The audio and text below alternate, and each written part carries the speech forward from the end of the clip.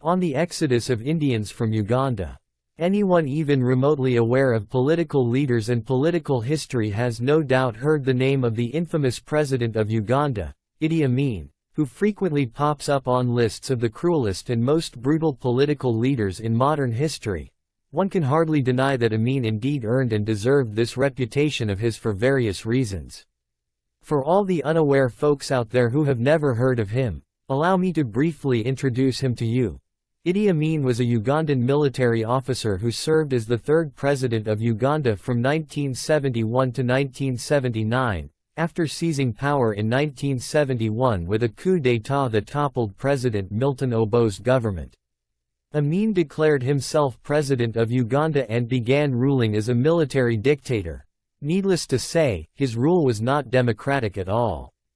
Over the course of his presidency, Amin became known for his blatant human rights violations, persecution of political opponents, ethnic cleansing, corruption, extrajudicial killings, and several other serious crimes. It is estimated that between 100,000 and 500,000 people were killed under his rule. However, in this essay, we will be taking a look at just a minor aspect of his legacy, which involved the expulsion of Uganda's Indian, or Asian, minority. For the sake of this essay, we will be referring to Uganda's Asian minority as Indians, for the large majority of them were of Indian descent. Let us begin with a little background.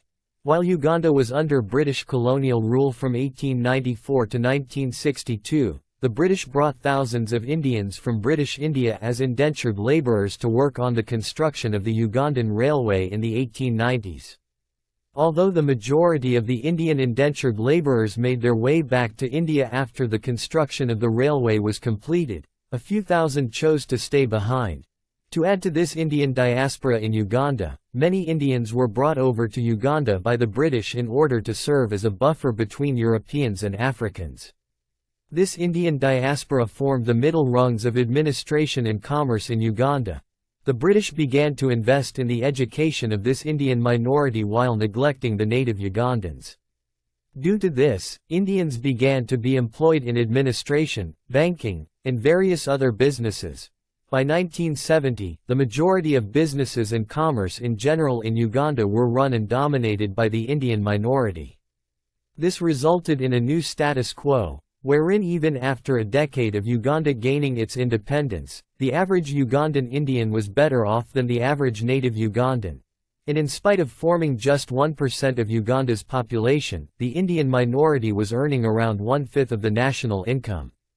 Indian traders dominated Uganda's commerce and economy and even received privileges from the existing tariff system which was geared to benefit them. They also had access to better residences, schools, and healthcare facilities. The affluent Indian minority began living in gated ethnic communities, away from the natives, which gave rise to racial segregation. Though not all Indians in Uganda were affluent, most were much better off than the native Ugandans. Naturally, this led to resentment and ill will toward the Indian minority among the natives. Indians came to be referred to as Dukawalas, which was initially an occupational term but was later used as an anti-Indian slur during Amin's reign. The native Ugandans saw Indians as traders who cheated customers for their own gain and only cared for their own community. To curb the influence of the Indian minority, Obote's government began formulating policies that encouraged the Africanization of Ugandan commerce and industry. These policies were Indophobic, and they sought to limit the role of Indians who were not Ugandan citizens in professional and economic activities.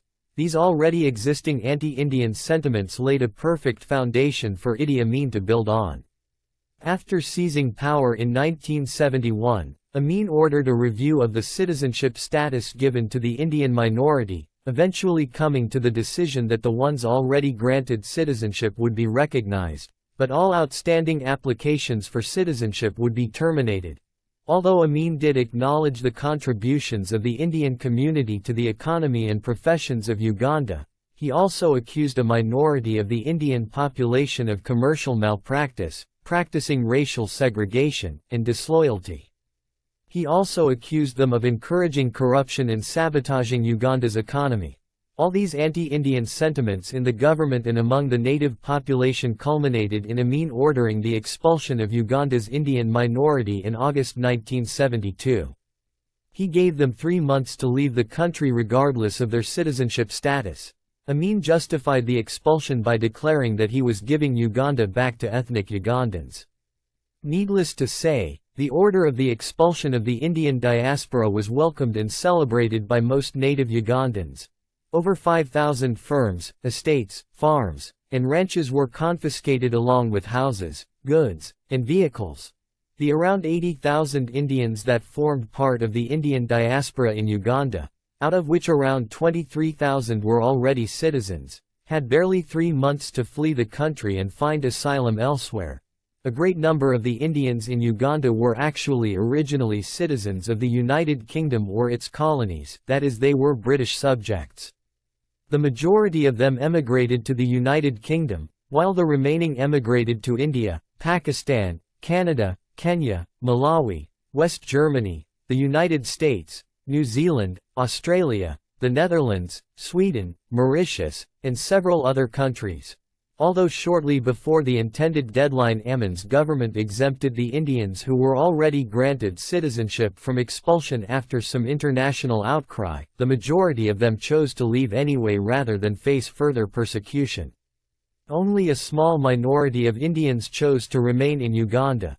The expulsion of the Indian population and the subsequent redistribution of property came to be known as Operation Mafuta Minga. However, such major events have major and serious consequences. The expulsion was not peaceful and in its resulting upheaval, Amin's soldiers stole goods and engaged in physical and sexual abuses against the fleeing Indian population. Indians also faced restrictions in transferring or selling their private businesses. Amin claimed that he wished to make the native Ugandan in charge of his own destiny and enjoy the wealth of the country. And by kicking the Indians out of the country, he wanted to transfer the economic control of Uganda into the hands of native Ugandans for the first time in the country's history. However, the true reason for his decision to expel the Indians is still at times debated and speculated. Some claim that Allah visited Amin in his dream and instructed him to expel the Indians, while others speculate that he did it to take revenge on the British government for refusing to give him arms in order to invade Tanzania. Since neither of these claims can be confirmed or denied, we are left with no choice but to accept Amin's own claim of why he did what he did. Naturally, the expulsion drew severe international criticism of Amin's government. The Indian government broke off diplomatic relations with Amin's government and the United Kingdom held back the loan of a substantial amount promised to his government the previous year. The expulsion policy was widely described as probably the most explicit and blatantly racist policy implemented in modern, post-colonial Africa. The situation became more serious and urgent when Amin sent a telegram to the United Nations Secretary-General, Kurt Waldheim, indicating that he sympathized with the way Adolf Hitler treated the Jews. This led to the United Nations taking the expulsion of Ugandan Indians more seriously, prompting them to immediately arrange an airlift for the refugees and send the Executive Secretary of the Economic Commission for Africa, Robert Gardiner, to negotiate with Amin and get him to reverse the policy. Not surprisingly, he failed in doing so and the exodus of Ugandan Indians continued. Obviously, the countries to which the Indian refugees were emigrating were not that keen on having them. Tanzania and Kenya shut down their borders with Uganda to prevent the influx of more Indian refugees. British overseas territories such as Hong Kong, Solomon Islands, British Honduras, Bermuda, the Virgin Islands, and some others were also reluctant to permit Indian refugees to settle within their borders. The only British territory that was receptive to the Indian refugees was the Falkland Islands. The redistribution of property that took place after the Indians left Uganda mainly saw government officials and soldiers benefit from it, with most of it being allocated to high-ranking officials and government bodies. The state-owned Ugandan Development Corporation seemed to benefit the most from the redistribution after gaining control over some of the largest enterprises. As Idi Amin's rule continued over the years, many of the few Indians who stayed behind also left the country. Since Indians had dominated the commerce of the country, their expulsion resulted in a major brain drain in Uganda, thereby severely crippling Uganda's economy. Indians owned around 90% of Uganda's businesses and accounted for around 90% of Uganda's tax revenue. Therefore, in their absence, the country's GDP fell by 5% between 1972 and 1975, while manufacturing output sharply declined over the years.